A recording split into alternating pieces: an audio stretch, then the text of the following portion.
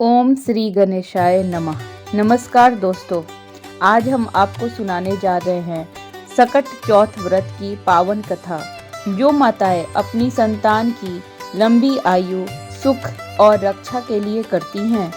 कथा को अंत तक जरूर सुनिए, क्योंकि कहा जाता है कि इसे सुनने मात्र से भगवान गणेश की कृपा होती है। सकट गणेश चतुर्थी की कथा।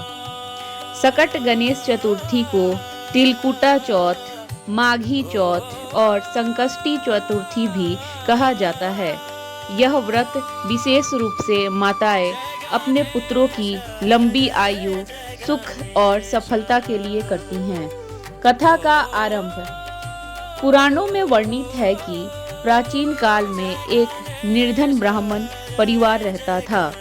उस घर की स्त्री अत्यंत धर्मपरायण थी, परंतु उसका पुत्र बार बार बीमार पड़ता था।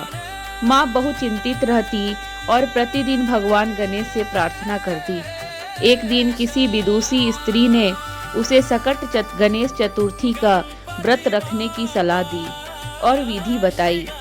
माघ मास की कृष्ण पक्ष की चतुर्थी, पूरे दिन निर्जल व्रत, रात में चंद्रमा को अर्घ्य, भगवान गणेश की पूजा, तिल और गुड़ से बने लड्डुओं से। भगवान गणेश की कृपा। ब्राह्मण स्त्री ने पूरी श्रद्धा से व्रत किया। रात में जब वह गणेश जी की पूजा कर रही थी, तब भगवान गणेश प्रसन्न होकर प्रकट हुए और बोले, माता, तुम्हारा व्रत सफल हुआ। तुम्हारे पुत्र के सभी संकट दूर होंगे। कुछ ही समय में उसका पुत्र पूर्णतः स्वस्थ हो गया और घर में सुख समृद्धि आने लगी। माता पार्वती और सकट चतुर्थी।